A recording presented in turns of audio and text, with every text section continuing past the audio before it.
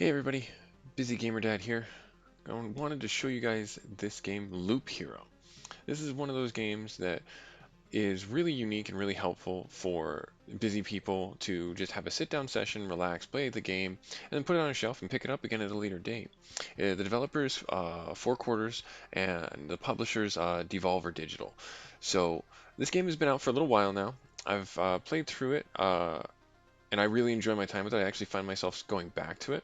The core mechanic is that it's a roguelike. You've got a die or try die repeat type of scenario. It's really helpful for us to have fun in a short amount of time. So I do have a game here that we're uh, that's pretty far into it. You can see I've sunk about 35 hours into it, but I'm going to try and do a three-shot series on just this game alone. And I'm going to try and do a series of videos on that just to give three videos of how the game works or how these games work that I really enjoy and play. So we'll go through this right here and hopefully you guys enjoy it. Let me know down in the comments and we'll spend about a half hour for this video and each of the following two. The stars in the sky are going out one by one, but no one noticed it. Not one can stop it. I'm racing to the place where there is still hope. I need to make it before it is too late. The sounds of agony will quickly fade. The world will be destroyed. Even the memory of it will be gone. And even if there is absolutely no chance of bringing it all back, there will always be someone who is willing to do the impossible. In a place without space, without time, without memories. Where am I? I can't see anything except this path. My head is killing me. I remember only a skeleton with a staff up in the sky. This darkness was coming from him. Did he destroy everything around me? Just standing here won't do me any good, I guess. To change pace, to change between adventure, traveling through the map, and planning stop mode, press the switch on the right up here, planning and stop. Continue your journey, change mode. So that's gonna start and stop our character moving around the loop. They're gonna walk around the loop, and then that crow sound that you heard is the symbol of a sound of a new day. That's when all the monsters are gonna spawn on our track. Pay attention to the day cycle progress bar at the top right, or the top of the screen. New enemies usually spawn at the end of the day, so right up here in this bar. Click your journey by continue your journey by changing the game mode. Space, right click, switch. So you can press space bar and it also switches it. And then this is an auto battler, so you actually don't have to invest any time to click any skills or anything like that. It does everything on its own. A living ball of slime, quite a nuisance. They digest anything they see. Hey, I remember this creature. Maybe I just need to freshen up my memory, and everything will go back to normal. Traveling, fighting, and most other actions are done automatically. The player can't affect them directly. Press anywhere to continue. So this is our action meter. You'll see that filling up, and then we'll auto battle. That's their action meter. And then you mouse over it, and you can see their HP, and then it gives a readout of what their attacks are, their damage per second, and what category of creature it is. Artificial life, liquid, undead, things like that. And then same thing with our character or our hero. It gives us the damage output as well as the stats that they can do. It's hard to fight with bare hands. I think there's an undigested weapon in the remains of that thing. So this doesn't always happen, but it's good that it did. We got a sword, and we can actually equip that on our character. I think I remember there is a grove nearby, and these even my memories, or do they belong to that slime? So this is the other mechanic in the game. It's a card game, so we get these cards, and we can place them all over the map to create the world that we navigate.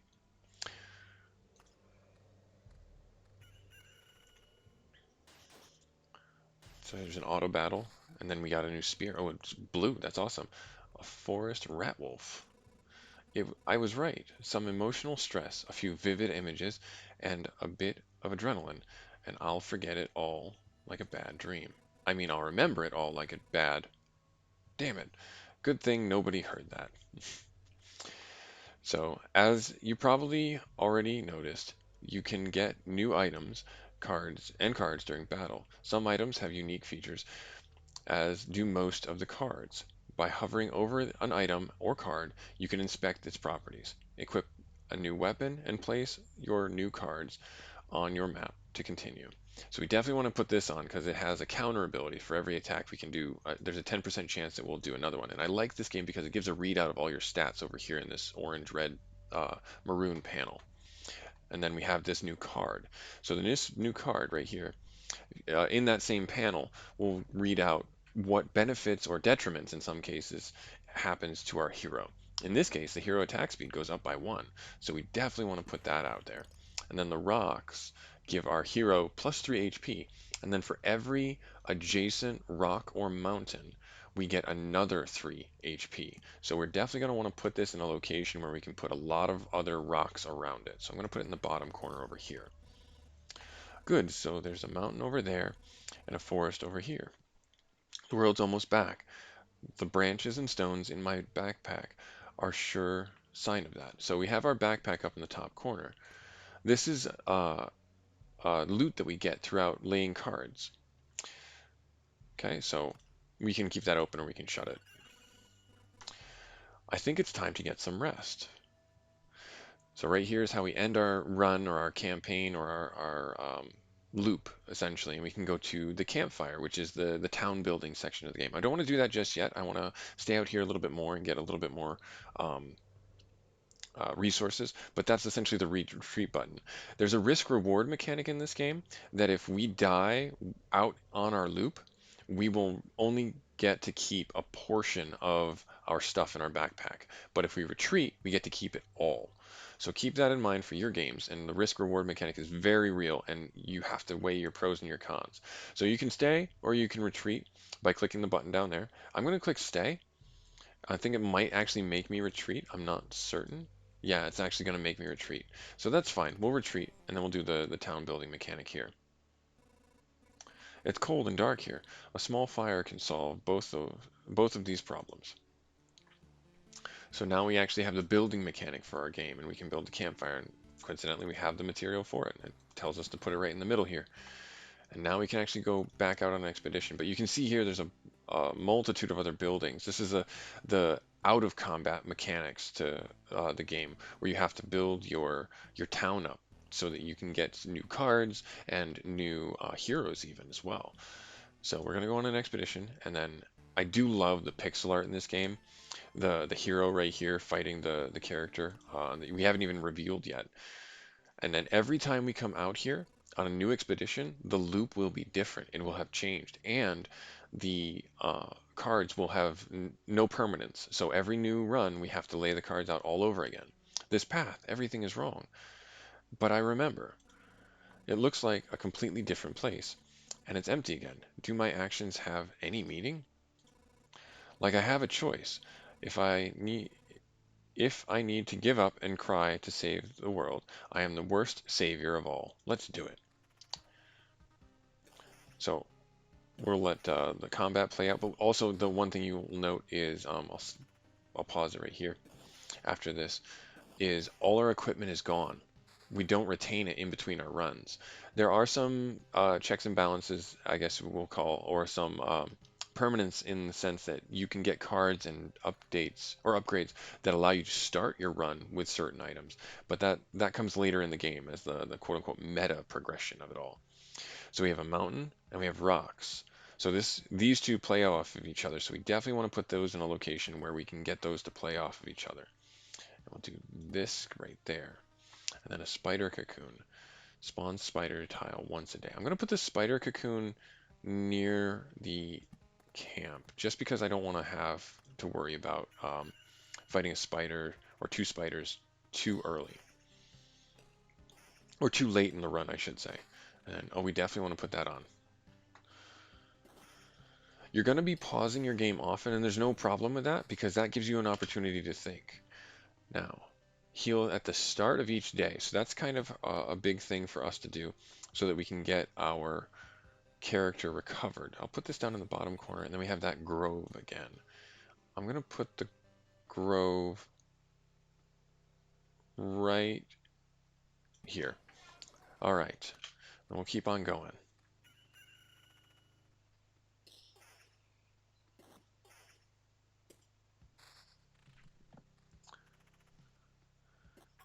This is actually a really useful one. Beacon and a battlefield. Okay, the battlefield spawns a chest on an adjacent tile each loop. Oh, um, do I want that here or do I want that here? Or maybe I'll put that here. Yes. Reduce the max number of spawn. Oh, definitely want that like over here so that we don't have too many monsters spawning where I place things. And then a grove again on an adjacent tile. We'll make this basically the gauntlet before we make it to our campfire. Okay, we'll keep on going. Is this a better shield? Nope, it's equal. I love that they put the little equal icon right there, so it tells us what's better, what's not. Oh, that is awesome. That's a good get. A good sword is always super critical. Now, if I remember right, it spawns a skeleton every 3 days. Okay, so what I'm going to want to do is I'm going to put the rock +3 for every adjacent rock or mountain, +3 health. So now we're getting, should be +6 there, and then there. Yeah, that definitely big increase for us, and I'm glad I did that. All right, now this right here is the scary bit. I guess I'm gonna put this here. So, yep, armor. We definitely need armor. Okay, and another cemetery. Sure, let's do that. We'll do the meadow down here in the corner. And then there's our chest. We'll just fight that. What did that give us? Wow, a huge increase to armor and pure damage. That's a nice one. And then damage to all. That's going to be really helpful in those multiple encounter areas.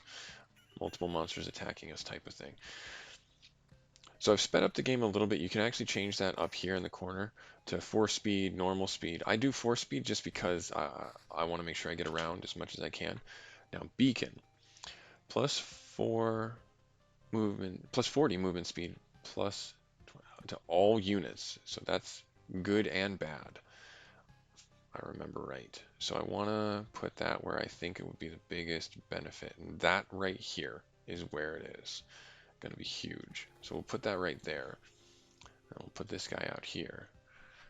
We'll keep on going.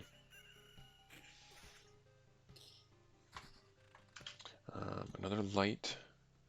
Let's do...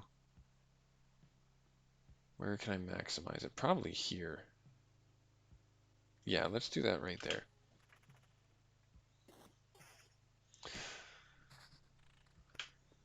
And then another grove. Let's start this second gauntlet off over here. Okay, all right, so now we're back into the mix. We've got another meadow. We'll put that down over here so that we can get some goodness out of that there. We'll put that rock down. I found that I want to place all my cards as soon as possible, just to get them uh, out there so they get benefits. As you get later into the games and such, you're going to want to make sure that you're being more tactical. Now here, okay, so this is good. We have our character level actually up here in the top, or I should say enemy level, but this is also your character level, and that's kind of coincide to this bottom and this number in the bottom left-hand corner. So really, we want to definitely use items that are appropriately leveled. And even though this one, there's a blue item or scimitar, this gladius doing 10 to 15 damage is going to be huge. And you'll notice that when we change weapons out, the other ones we have in those slots are gone forever. So that's the trade-off.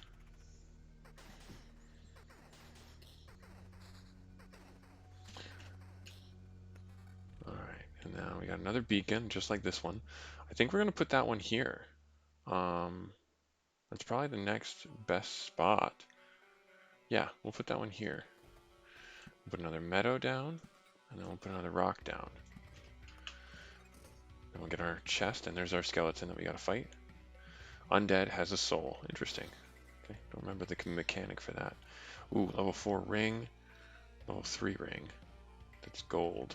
Vampirism, evasion, pure damage. We want this one over the level 4 ring because the vampirism is good, but the evasion is really helpful because evasion in this game is huge. It's not like the meta stat, but it's definitely the one that you want to make sure increases all creatures' attack speed by 20. It's the one you definitely want to consider because it negates all damage. You're dodging. You're not getting hit at all. So something to consider for your own playthroughs. It's not the one that you want to use or depend on and rely on entirely, but you certainly want to make sure you're getting some stacks of that. And then there's regeneration, which is also helpful. So you see our stats are starting to fill up down around here. Now this is actually a really cool mechanic in this game. When I place this card, watch this, what happens. This whole area just turned into a giant mountain. And because of that, we got a huge slew of rock resources. But because we did that, now I believe it's every daybreak, a harpy is going to fly down. And you'll notice that when they come through. Max health, that's huge. That's a lot of max health. I think I'm going to do it. Even though that. And then now, mountains card. I believe this will still stack. Oh, and then this is the next mechanic. Because we placed 10 rock cards or mountain cards, we now have a goblin camp that spawns randomly on our play. So every 10th card that you play that's a rock or mountain will spawn one of those. So be careful. And if you're not ready for it, be forewarned is all I will say. There's the chest. Scimitar level 5. Attack speed. Yeah, I think we're going to do that. We don't necessarily need the vampirism. And this is... Oh, that evasion. That vampirism. I'm going to leave the evasion. I'm actually going to try and stack evasion. I know we're going back down a level, but that evasion is what's going to be really helpful. So if we have a 13% of chance, I say that and they drop this. Ugh, that's so just disheartening. It's hard to pass up. We'll do it.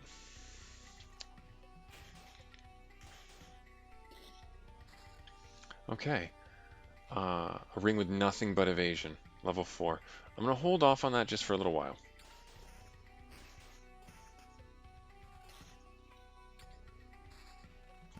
Okay, now, what do I want to do here? I'll put... Oh, I definitely want to put a beacon here, or lantern here, just because I know the goblins can be quite troublesome. Ah, there we go. This is the harpy. So anytime you encounter some new monsters, they might have a chance to give you some dialogue, which is really cool for the game's lore, and I like it a lot. It's a good addition. No! What do you mean, no? You want to save the world. You want to ask for help. Our answer is no. How did you... But why no? We see far away. We see deep inside. For a long time there has been an emptiness instead of the sky, and it doesn't stop us from seeing.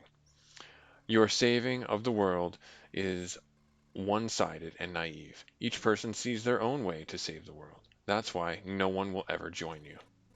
Fine, I don't fully understand it. Don't tell me your version. But tell me your version. How did you see saving the world? By my progeny and my kin, may they live and be strong. May they join the cycle of life and death. That is life, that is the world. I will kill you and feed your flesh to my starving younglings. That's a bit morbid. And life will go on. And how many lives can your blade prolong as you kill again and again? Only one. I don't want to die, and I don't want your children to die of hunger. Please try to see reason. If my mission succeeds, the harpies can have all the sky and all the hunting grounds they need. I can't feed my children with your beautiful words. Farewell. So they do hit hard and they have an evasion. Um, Maybe they don't hit as hard as I remember. Oh, this is huge right here. This is right here. I feel awful. By fixing one evil, I'm causing another.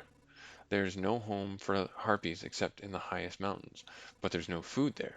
I can't even imagine how they manage to survive if their mountains are cut off from reality. So this is huge. This, if we surround it with tiles, it will drop loot for us. So we're gonna have to put this here. But the thing is, it becomes a dead zone if you do that. So you have to be on your guard, as it were, because if you do that incorrect, and every time we drop a tile around it, it will give us things. So it gives a random basic resource after placing another tile in an empty space adjacent to it. Must be surrounded by empty space when you place it. So that's the conditions to place it. And then look here, the meadow actually blooms into a blooming meadow because we placed it near here.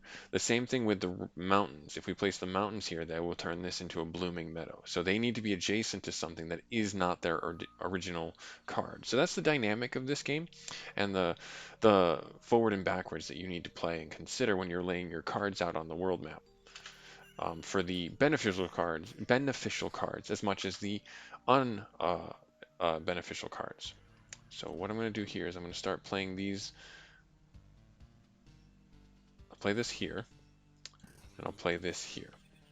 And the Vampire Mansion, this is going to be a bit harsh for us. So I'm thinking I want to put that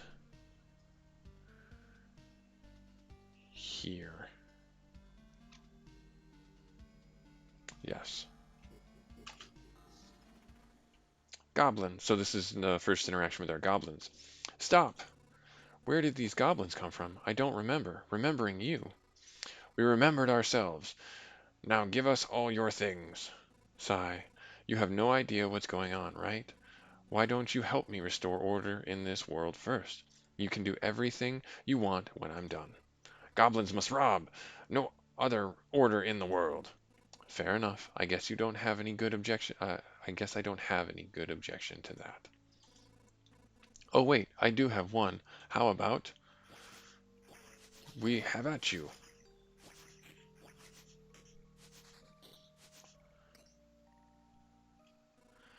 It's strange how these creatures appeared on their own. Maybe it means everything is actually not so bad, and the world is trying to restore itself. That, or even the apocalypse, isn't enough to get rid of some pests. All right, so we're gonna actually do this right here. We're gonna place this right here. That's gonna be really nice for us there. I'm gonna place the Vampire Mansion there.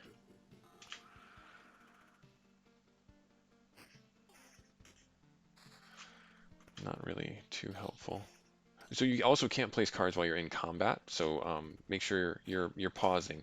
You can press spacebar while you're in combat, and it'll transition it to the planning mode, which will allow you to have the game pause right out of combat. So counter here. The last thing that I want to mention here is you'll notice that our inventory is now full. So every time we pick up a new weapon, it's going to actually generate a resource that we pick up called scrap metal. 13 pieces turn into a stable form of metal.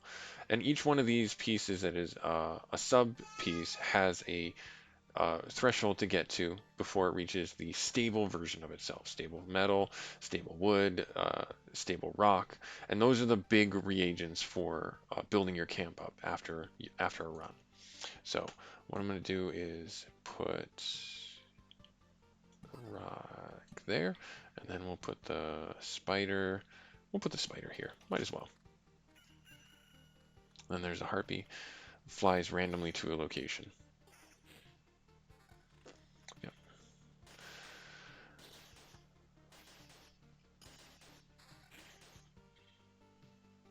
Vampirism, evasion. I don't want to just rely on evasion because then I won't be doing the damage I need to for winning fights. But I'm thinking that I'll show you just right here. I'll go back in a little bit and do that. There, there, and we'll put you here. I found that it's ideal to surround the treasury with meadows and rocks, but that's just my playthrough. Our first interaction with the vampires. Back off, human. A vampire. Where are your lands? If your family needs help, I would be glad to offer it. No more lands, no more flock, only hundreds of years of emptiness, and hundreds of years of hunger. Save yourself while you still can. I don't know how long I can keep my head straight. What hundreds of years are you talking about? Your mind is easy to trick, but you can't trick my hunger. It demands its fill. Every drop, every sip, every drop of blood will go to satiate it. I'm too weak, but you can help me and I will set this crumbling world right. That's right. I'm doing this not for just myself, but for everyone, in the name of the greater good. So be grateful for my hard work and just let me bleed you dry. So we're definitely evading a lot, but see, we're also, anytime we take a hit, it hurts. Defense. Yeah, we don't want that. Defense is huge. It's, I think, flat mitigation to damage. Vampires often owned our lands. They kept the peace and helped the settlements prosper. But this won't do it all. Now these are just pale shadows of their former selves, both physically and mentally. Apparently, blood of other creatures can't satiate them. He wasn't joking about the hunger. Even the creatures around him were imbued with the power to drain someone else's life force. So that's the problem you have to face when you fight a vampires. They have vampirism AoE essentially, or a buff for the group that you're fighting.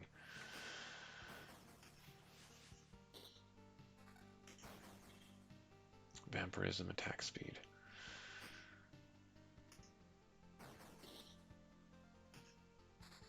I really need a new weapon, so hopefully this chest has one for us. Nope, just has another ring. Counter attack speed, vampirism attack speed. I think I'm gonna do this level 4 ring, and I'm gonna start placing the mountain there. So now this is emptied out. We just got a bunch of resources you see there, and now it's an empty treasury. We did get a good new weapon. That's not worth it, but this one, lose a percent there. I'm gonna do the switch here, and then I'm going to put the rocks over here. Start doing that. Now this is a great card to have. Erases an established tile. So what we can do here is, if we don't like where a goblin camp spawned in, we can actually destroy it. Or we can destroy the goblins outside of it, say we don't want to fight them.